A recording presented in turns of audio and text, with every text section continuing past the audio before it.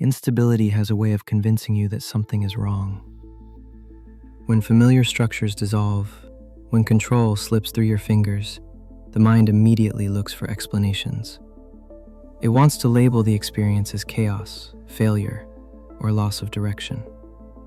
But there is a specific kind of instability that doesn't belong to breakdown. It belongs to passage.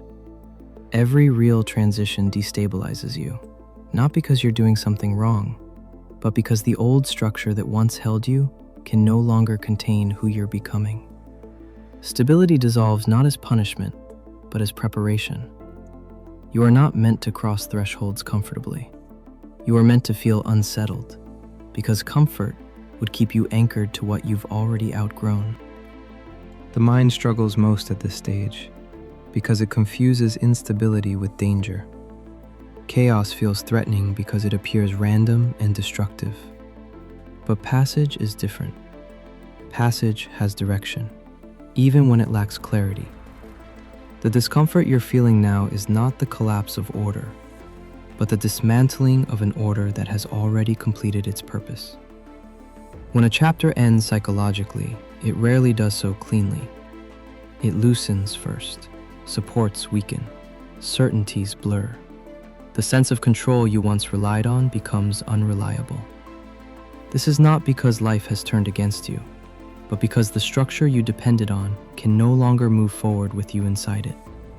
Instability here is evidence that you're between worlds, not lost within one. As this threshold deepens, it often feels as though everything is breaking at once. Identity, routines, beliefs, and emotional anchors all begin to weaken simultaneously. This can feel terrifying because these systems once worked together to create coherence. They told you who you were, how to behave, and what to expect. When they destabilize together, the mind panics. It assumes something has gone wrong. But systems don't collapse randomly. They collapse when they've done their job. The old structure is breaking because it can no longer support your growth. Holding on tighter doesn't restore stability. It amplifies the instability because it forces you to keep weight on something that is already giving way. The fear you feel isn't a signal to reinforce the old life. It's a signal that it's no longer meant to hold you. During thresholds like this, your nervous system is often the first to react. Long before the mind understands what's happening, the body begins to register change. Uncertainty triggers physical unease. Restlessness appears. Sleep shifts. A background tension hums through you without a clear source. Old coping mechanisms stop working. Distractions lose their effect. Patterns that once regulated you emotionally begin to fail. This can feel alarming, as if your body is malfunctioning, but it isn't. Your nervous system is relearning safety. It's adapting to a reality where old references no longer apply. Calm hasn't arrived yet because calm belongs to the other side of the threshold. Right now, the system is in recalibration. It's letting go of outdated definitions of safety and preparing to establish new ones. Instability here is not dysregulation. It's reorganization in motion. One of the most painful aspects of this stage is realizing that identity cannot cross a threshold intact. You cannot bring the old version of yourself fully into the next chapter. That realization carries grief. You may mourn who you thought you were, who you worked so hard to become, or who others expected you to remain. Confusion intensifies here because identity dissolves faster than a new one can form. You may feel undefined, exposed, or strangely empty. The ego interprets this as loss because it relies on continuity to feel safe. But something quieter is happening beneath the confusion. The future self is forming, not through effort, but through release. Instability exists because the old identity cannot come with you, and the new one has not yet taken shape. This is not failure. It's transition at its most honest point. Thresholds also test what you are willing to release. This phase often forces endings you did not consciously plan. Situations unravel, roles lose relevance, attachments strain, and the temptation to go back becomes strong, not because going back is right, but because it feels solid. Familiar ground feels safer than undefined space. Attachment amplifies instability because it anchors you to what is already dissolving. The more you cling, the more violent the crossing feels. Surrender, on the other hand, stabilizes faster than control ever could.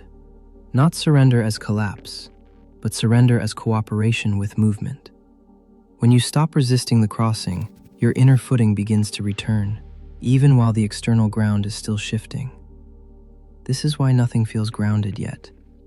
You are in the psychological gap between endings and beginnings. Clarity is unavailable here by design. The mind wants certainty, plans, and timelines, but thresholds do not provide them. Forcing certainty too early often results in choosing paths that only recreate the old structure in a new form. Learning to stand without ground for a while is part of the passage. This is where trust is built, not in outcomes, but in your capacity to remain present without guarantees. The ground feels unstable because the ground itself is changing. You are not meant to stabilize on something that no longer exists. What's important to understand is that thresholds rarely announce themselves clearly.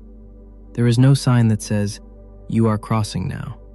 Instead, there is destabilization, confusion, and pressure. Many people turn back at this point, mistaking instability for danger. They reattach to old identities, old patterns, old structures, just to feel solid again. But turning back doesn't restore safety.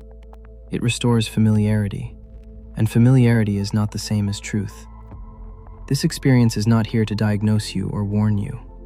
It's here to confirm something deeper. You are not breaking down. You are crossing over. Instability is the doorway. It is the sensation of leaving one way of being before the next one has fully arrived. It strips you of false supports so that real alignment can form. It teaches your nervous system a new language of safety. It dissolves identities that can no longer grow, and it tests your willingness to release what has already finished. Nothing about this phase is accidental.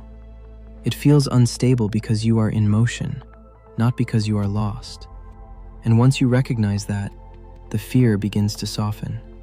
Not because the path is clear, but because you understand that the movement itself is trustworthy. This is not the end of stability. It is the end of borrowed stability, the kind that depended on structures you've already outgrown. What waits on the other side is not chaos, but a different order, one that cannot be forced or rushed.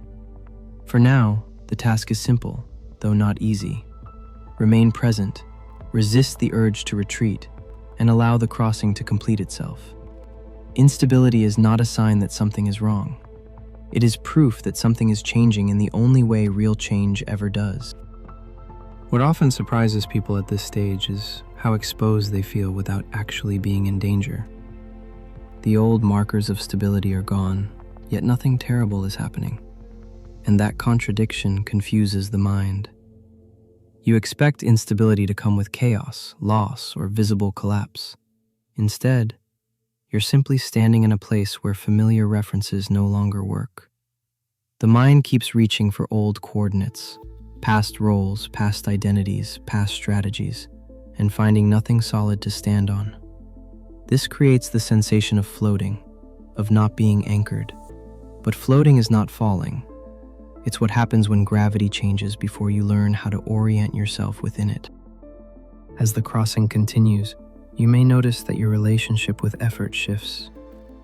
Trying harder no longer restores balance. Pushing forward doesn't bring relief. Overanalyzing doesn't produce answers. This can feel frustrating, especially if effort was once your way through everything. But thresholds don't respond to force. They respond to alignment. The more you try to stabilize yourself using tools from the old chapter, the more unstable things feel. This isn't because you're doing something wrong. It's because the old tools are incompatible with where you are now. Stability cannot be rebuilt from what has already expired. This is where many people mistake stillness for stagnation. From the outside, it may look like nothing is happening. You might appear quieter, less decisive, less visibly driven. But internally, The system is doing complex work. Old values are being dismantled. Priorities are being reordered. The nervous system is learning what safety feels like without constant control. Identity is detaching from performance and outcome. This internal activity doesn't produce immediate external movement, but it is far from passive. It's preparatory. It ensures that whatever comes next will not be built on fear, overcompensation, or repetition. One of the hardest truths to accept during a threshold is that clarity is not the first reward. Stability comes before clarity, and stability comes through acceptance, not answers. The mind wants a map. The crossing offers orientation instead. You begin to sense what drains you more clearly. You recognize what you can no longer tolerate, even if you don't yet know what you want instead. This negative clarity, knowing what no longer fits, is not a failure of vision. It is the foundation of honest direction. The future doesn't emerge as an idea. It emerges as alignment. As attachment loosens, something unexpected begins to happen. The intensity of fear softens. Not because uncertainty disappears, but because resistance does. You stop fighting the instability and start cooperating with it. You no longer demand that the ground feel solid before you stand. You allow yourself to exist in the in-between without turning it into an emergency. This shift is subtle but profound. It's the moment when instability stops feeling hostile and starts feeling transitional. You're no longer trying to return to who you were. You're allowing who you're becoming to arrive on its own terms. At this point, the nervous system begins to register safety in a new way. Not safety through predictability, but safety through self-trust. You realize that you can remain present without knowing what comes next. That uncertainty does not automatically lead to collapse.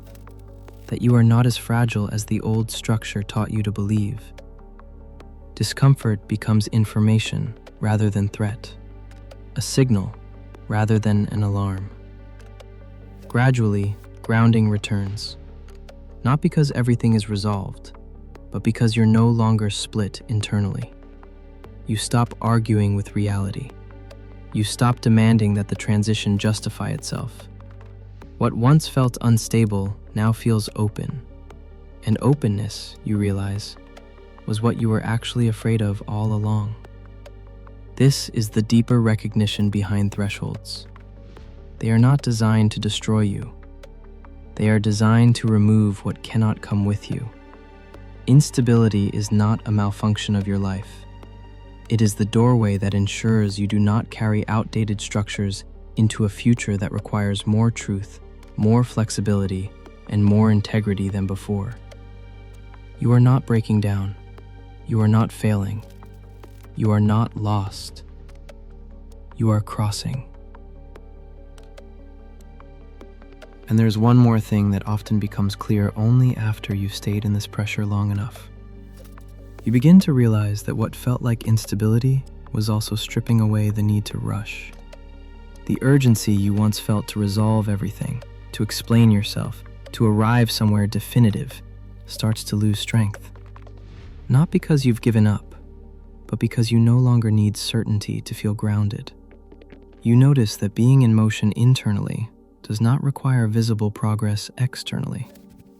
That insight alone changes how you inhabit this phase. You start to see how much of your past stability was borrowed from structure rather than built from alignment. It depended on roles, routines, expectations, and agreements that no longer reflect you. When those structures loosened, it felt like the ground disappeared. But what actually disappeared was dependency. Dependency on external forms to tell you who you are and whether you're safe. This is why the threshold feels so exposed. You are standing without the scaffolding you once relied on, learning that you can still stand. At this stage, the question quietly shifts. It's no longer, how do I get back to solid ground? It becomes, what kind of ground do I actually want to stand on next? That question doesn't demand an immediate answer. It simply changes the direction of your attention. Instead of trying to stabilize the past, You become more attentive to what feels honest in the present. What drains you faster? What feels lighter when you imagine letting it go? What no longer requires explanation to yourself? This is also when you may notice a subtle return of trust. Not trust in outcomes, and not trust that everything will work out perfectly, but trust in your ability to respond when the next step reveals itself. You begin to sense that you don't need to see the whole path to take the next honest step. The pressure you felt earlier was never meant to crush you into action. It was meant to remove the illusion that you could stay where you were without consequence. As this understanding settles, instability no longer feels like a threat. It feels like openness, the kind that allows something new to emerge without being forced into shape too early. You stop demanding that the future present itself fully formed. You allow it to approach gradually, through alignment rather than urgency. This doesn't make you passive, it makes you precise. You're no longer reacting to fear, you're listening for resonance. And that is often the quiet ending of a threshold. Not with certainty, not with answers, but with a deeper sense of self-trust than you had before the instability began. You realize that the crossing didn't take something from you. It returned something you lost while trying to stay safe. The ability to move forward without betraying yourself. The ground will form again. It always does. But it won't look like the old one. It will be shaped by what you were willing to release, by how honestly you listened, and by the courage it took to remain present while everything felt undefined. Instability was never the enemy. It was the passage. And now, without forcing it, you are already closer to the other side than you realize.